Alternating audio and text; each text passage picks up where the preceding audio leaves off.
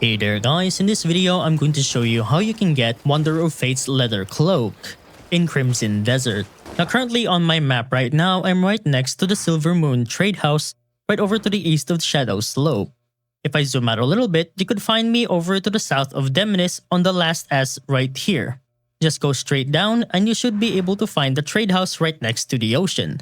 Now once you're facing this tower right here, go over to the right side and you should be able to find a set of waterfalls here to the right. Now the waterfall that we are going to be looking for is this waterfall right here to the far left side. Don't go over there because this is pretty much the one that we are going to enter. Alright, now once you've reached to the far left side of the waterfall, you'll be able to find the cairn right here. So just try to pierce through the waterfall over to this side right over here.